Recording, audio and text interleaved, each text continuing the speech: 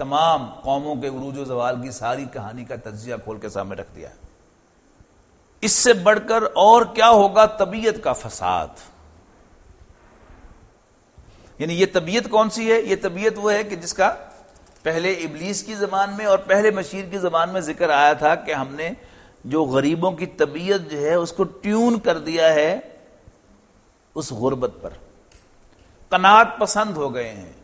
وہ نماز بے قیام کا ذکر اور تقدیر کا سبق جو ہم نے ان کو پڑھایا ہے، اب اس کے خلاف داس کیپیٹال کے ذریعے سے کارل مارکس نے ایک انقلاب برپا کر دیا ہے۔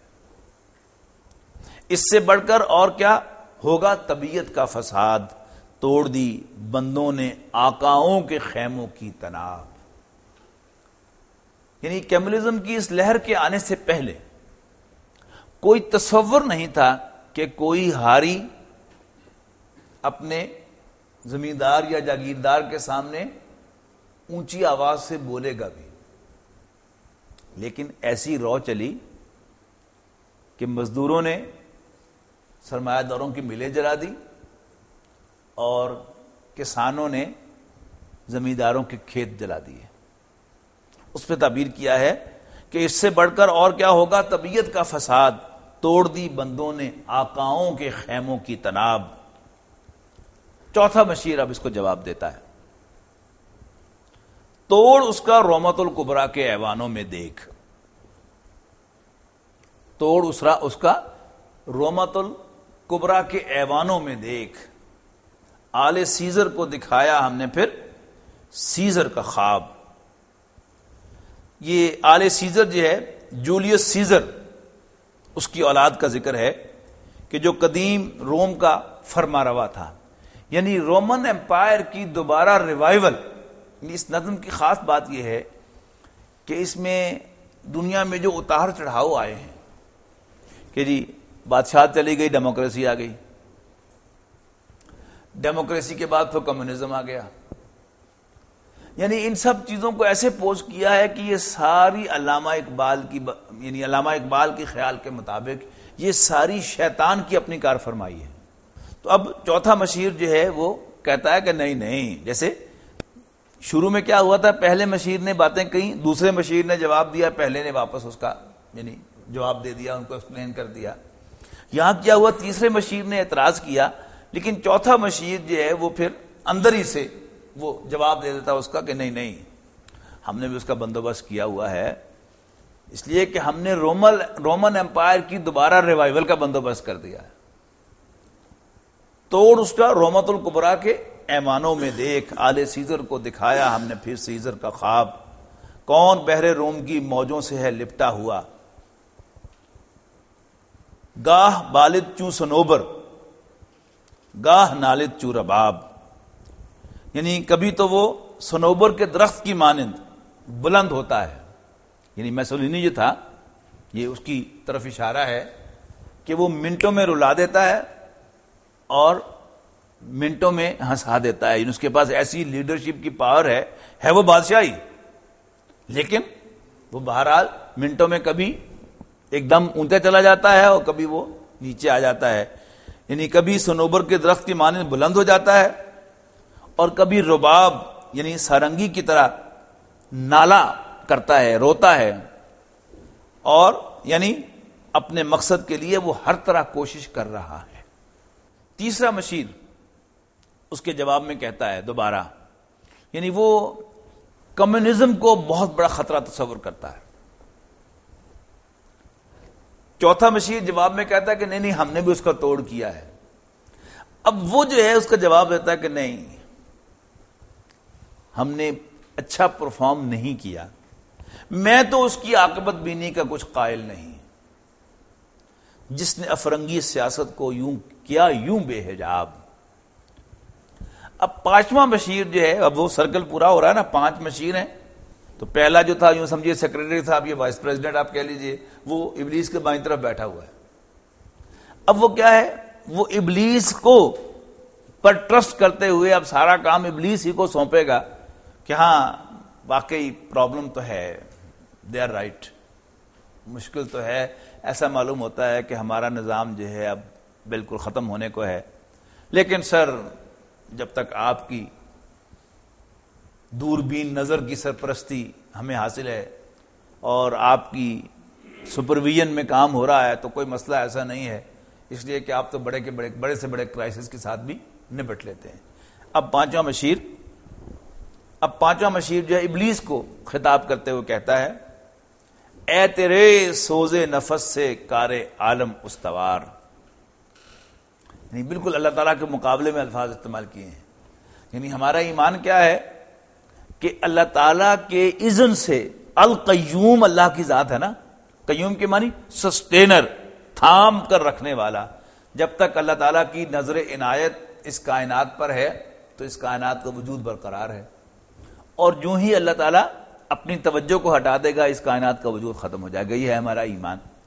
اب وہ پانچواں مشیر ابلیس کو مخاطب کر کے کہتا ہے، اے تیرے سوز نفس سے کار عالم استوار، تو نے جب چاہا کیا ہر پردگی کو آشکار، یعنی جب تو چاہتا ہے وہ ہر چیز کا پردہ اٹھا کر اس کی حقیقت جو ہے وہ کھول دیتا ہے۔ آب و گل تیری حرارت سے جہان ساز و ساز، پانی، مٹی، یہ سب تیری حرارت سے، یعنی تیرے حکم سے، تیری ڈالی ہوئی روح سے اپنا وجود برقرار رکھے ہوئے ہیں۔ ابلائے جنت تیری تعلیم سے دانائے کار، ابلائے جنت مراد اس سے کون ہے؟ انسان۔ ابلا بھولا بھالا، ایک گونگلو انسان، بے وقوف، یہ بھی تیری تعلیم سے اپنے آپ کو دانا سمجھتا ہے۔ ہم عام زبان میں پڑھا لکھا آدمی کسے کہتے ہیں؟ جس کے پاس مغربی تعلیم کی ڈگری ہو تو ہم اس کو کہتے ہیں ہاں وہ پڑھا لکھا آدمی۔ مولوی کو پڑھا لکھا آدمی کہتے ہیں ہم۔ اور پھر مغربی تعلیم کی بھی ڈگری اگر پاکستان کے اندر کی ہو تو وہ کم ویلیوبل ہے، اگر وہ وہاں سے جا کر حاصل کی گئی ہو تو وہ اور زیادہ جو ہے پڑھے لکھے ہونے کی دلیل ہے۔ ابلائے جنت تیری تعلیم سے دانائے کار، تجھ سے بڑھ کر فطرت آدم کا وہ محرم نہیں۔ اب قرآن مجید جو ہے وہ کیا ہے؟ وہ انسانوں کو گائیڈ کرتا ہے۔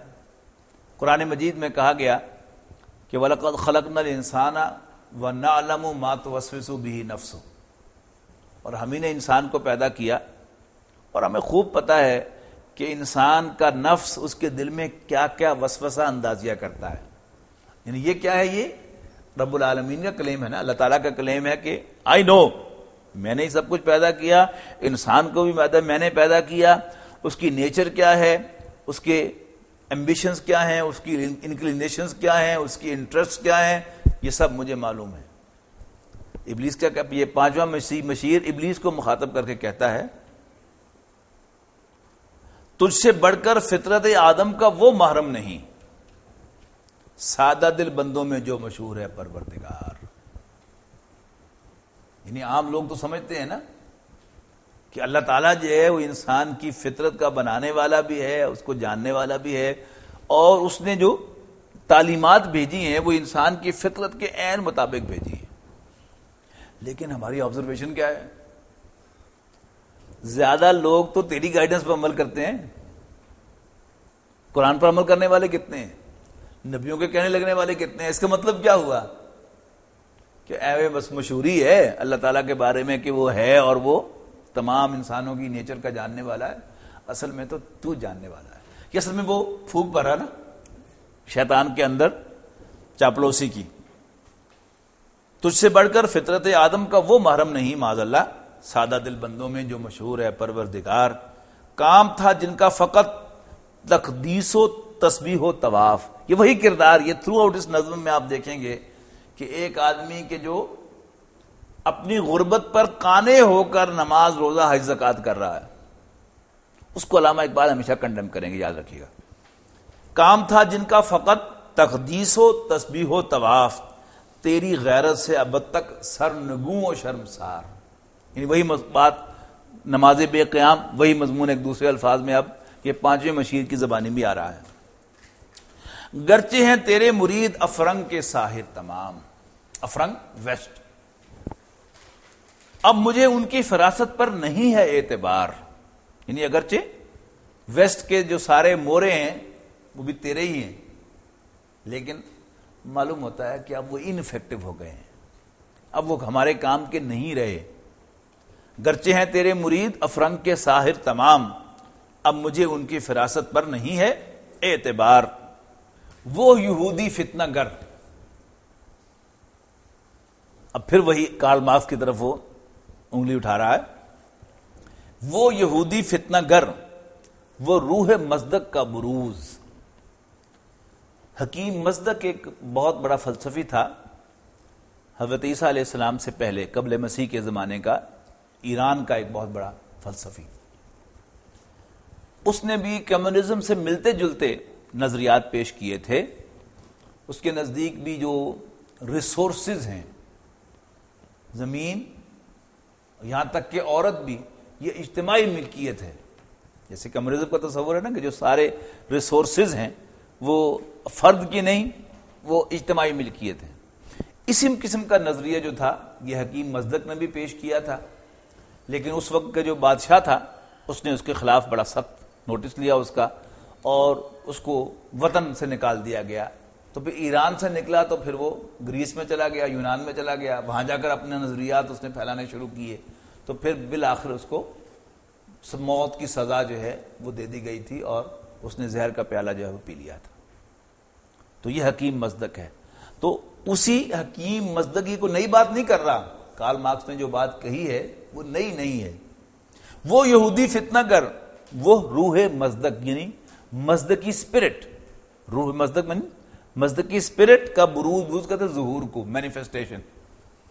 وہ یہودی فتنہ گر، وہ روح مصدق کا بروز، ہر قبا ہونے کو ہے اس کے جنوں سے تار تار. قبا کہتے ہیں نا یہ اوپر جو لباس پہنا جاتا ہے، جبہ، قبا، یہ ڈگنیفائڈ ڈریس. تو اس نے جو شرارت کی ہے اس سے وہ تمام جو قبائیں پہنی ہوئی تھی لوگوں نے، یہ سرمایہ دار یا بڑا جو ہے وہ پہچانا جاتا ہے اپنی اس قبا سے.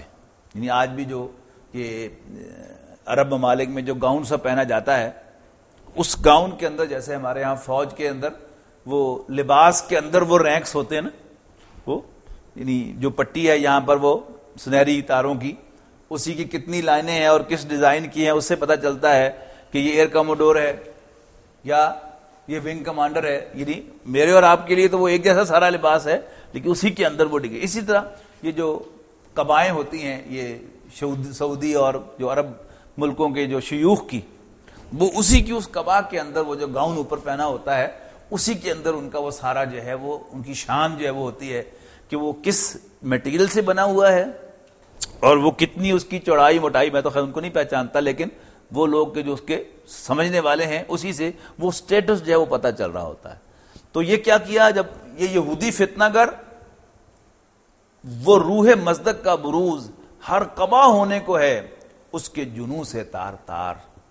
یعنی اس نے جو جنون لوگوں کے اندر بھرا ہے اس میں وہ تمام بڑوں بڑوں کی عزت جو ہے اس نے، یہ پنجابی کہتے ہیں لا کے حج پھڑاتی ہے، کہ ان کے وہ قبائیں جو ہیں وہ تار تار کر دی ہیں، پھاڑ دی ہیں. زاغ دشتی ہو رہا ہے. یعنی زاغ دشتی جو ہے یہ جنگلی کوے کو کہتے ہیں.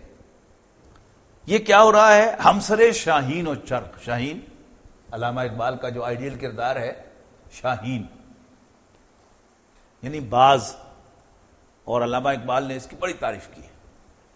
یہ خاص پرندہ ہے کہ جو گھر نہیں بناتا، اللہ پر توکل کرتا ہے اور اونچی جگہوں پر جا کر یہ بسیرا کرتا ہے. یہ مال جمع نہیں کرتا، اللہ پر بھروسہ کرتا ہے اور خود شکار کر کے کھاتا ہے، کسی کا مارا ہوا شکار نہیں کھاتا. تو یہ علامہ اقبال کے نزدیک یہ بڑا آئیڈیل ایک پرندہ ہے اور بڑی آئیڈیل اس کی شخصیت ہے. بلکہ مومن کو وہ شاہین کیا کہ تو شاہین ہے، بسیرا کر پہاڑوں کی چٹانوں میں، تو وہ شاہین ہے. تو اب کارل مارکس نے کیا کیا؟ وہ مزدور یعنی جنگلی کوے وہ بھی اب اپنے آپ کو چوڑے ہو کر چلنے لگے ہیں کہ وہ اپنے آپ کو شاہین اور اس طرح کے جو پرندے ہیں ان کا ہم نشین سمجھنے لگے ہیں، ان کے برابر سمجھنے لگا. بڑی صحیح ڈیفینیشن جو ہے وہ کی ہے. زاغ دشتی ہو رہا ہے ہم سرے شاہین و چرغ. کتنی صورت سے بدلتا ہے مزاج روزگار. بالکل ایک رات میں تبدیلی آ گئی. چھا گئی آشفتہ ہو کر وسعت افلاک پر. چھا گئی آشفتہ ہو کر وسعت افلاک پر، جس کو نادانی سے ہم سمجھے تھے ایک مشت غبار. ہم تو اسے غبار کی ایک مٹھی سمجھے تھے. یعنی کمیونزم آیا، یہ نظریات آئے کہ شاید مٹھی بھر خاک ہے جو اڑی ہے اور بس بیٹھ جائے گی.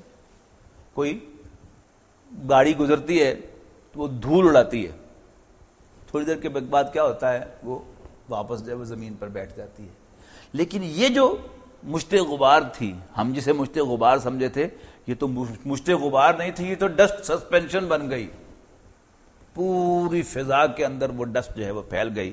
چھا گئی آشفتہ ہو کر، پریشان ہو کر، بکھر کر وسعت افلاک پر چھا گئی، جس کو نادانی سے ہم سمجھے تھے ایک مشت غبار. فتنہ فردہ، یہ فردہ مینز ٹمورو، کل. فتنہ فردہ دوبارہ، یعنی سیٹنک پوائنٹ آف ویو سے دیکھیے گا، یعنی شیطان یا ابلیس کے ایجنڈے کے مطابق فتنہ فردہ. ان فیکٹ فتنہ فردہ ہو یا نہ ہو، لیکن ان کے ایجنڈے کے مطابق فتنہ فردہ ہے. یعنی انہوں نے جو پیرافرنیریا بنایا تھا انسان کو گمراہ کرنے کے لیے، اور انسان کو انسانوں کا غلام بنا کر، اور انسانوں کے درمیان چھوٹے اور بڑے کی یہ تمیز، آقا اور مولا کی یہ تمیز پیدا کر کے، ہے نا، اقبال کا ہی وہ شعر ہے کہ تمیز بندہ و آقا فساد آدمیت ہے. اسلام کی روح سے تو تمام انسان برابر ہیں، لیکن اگر انسانوں کے درمیان یہ جو معاشی اونچ نیچ ہے اس کو اصل سمجھ لیا جائے، اور جو معاشی اعتبار سے ذرا اونچا ہو جائے وہ اپنے آپ کو خدا سمجھنے لگے، اور اپنے سے معاشی اعتبار سے نیچے کو اپنا غلام بنا لے، تو یہ کیا ہے؟ فساد آدمیت ہے. اب یہ تو ہے اسلام کے نقطہ نگاہ سے فساد آدمیت علامہ اقبال کے نزدیک. یہ جو فساد ہے جس کا یہاں ذکر ہو رہا ہے، یہ سیٹنک پوائنٹ آف ویو سے فساد ہے، اس کا اینٹی. فتنہ فردہ کی ہیبت کا یہ عالم ہے کہ آج کانپتے ہیں کوہ سارو مرغزارو جوئے بار. یعنی ہر چیز جو ہے وہ کانپ رہی ہے. یعنی جب سن 36 میں یہ نظم لکھی گئی تو کیا تھا؟ کمیونزم کا سیلاب آ رہا تھا، اور ویسٹ کی بڑی بڑی حکومتیں جو تھیں اس کے سامنے کانپ رہی تھی. آیا کیا آیا، آیا کیا آیا، آیا کیا آیا. یعنی وہ ویسٹ کے جو علمبردار تھا، کس کا؟ آزادی رائے کا. لیکن ویسٹ کے اندر بھی کمیونسٹ پارٹی پر پابندی لگائی گئی. کیوں لگائی گئی؟ یہ وہ ان کا کانپنا ہے، جسے علامہ اقبال نے کانپنے سے تعبیر کیا ہے. فتنہ فردہ کی ہیبت کا یہ عالم ہے کہ آج کانپتے ہیں کوہ سارو مرغزارو جوئے بار. میرے آقا، اب میرے آقا کون ہے؟ شیطان، ابلیس. میرے آقا وہ جہاں زیر و زبر ہونے کو ہے. یہ تیرا بنایا ہوا وہ زمانہ جو ہے وہ اپ سائڈ ڈاؤن ہونے کو ہے، جس جہاں کا ہے فقط تیری سیادت پر بدار. اب یہ مشیروں کی گفتگو مکمل ہوئی. اب ابلیس کا جو پریزیڈینشل ایڈریس ہے اب وہ شروع ہو رہا ہے. یعنی ابلیس جو ہے وہ ساری گفتگو اس نے سن لی. پہلے مشیر کا پوائنٹ آف ویو بھی سن لیا، دوسرے کا اعتراض بھی سن لیا، پہلے کا ریبٹل بھی سامنے آ گیا، پھر تیسرے مشیر نے اس کی طرف توجہ دلائی، کارل مارکس کی طرف. چوتھے مشیر نے کہا کہ ہم نے اس کا توڑ پیدا کر دیا ہے، لیکن اس کے بعد آیا کہ نہیں وہ بھی مطمئن نہیں ہے کرنے والا. پانچواں مشیر جو ہے وہ مانتا ہے کہ ہاں واقعی پرابلم تو ہے، وہ جو باتیں سامنے آئی ہیں وہ ریئل ہیں، لیکن آپ گائیڈ کریں گے ہمیں انشاءاللہ تو سب مسئلے جو ہیں وہ حل ہو جائیں گے. اب وہ چیف جو ہے ان کا ابلیس خود، وہ تمام مشیروں کو مخاطب ہو کے یعنی ساری گفتگو کو سم اپ کرتا ہے. جیسے کسی بھی میٹنگ کا جو بھی چیف ہوتا ہے، چیئر ہوتا ہے، وہ اس کو سم اپ کرتا ہے. بہت خوبصورت یہ حصہ ہے اس نظم کا. اب ابلیس کہتا ہے میرے دستے تصرف میں جہان رنگ و بو. کوئی مشکل لفظ نہیں ہے اس میں.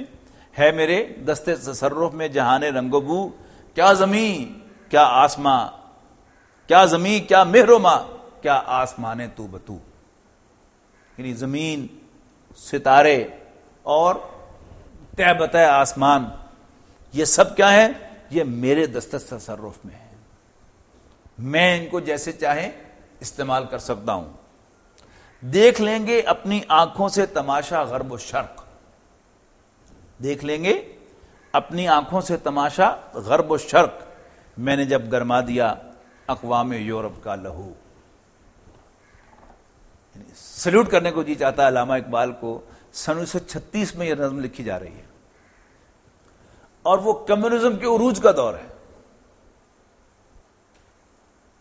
اور ہم نے اپنی آنکھوں سے دیکھ لیا کہ جب ویسٹ آ گیا اپنی آئی پر تو یو ایس ایس آر کہاں گیا پتہ ہی نہیں چلا۔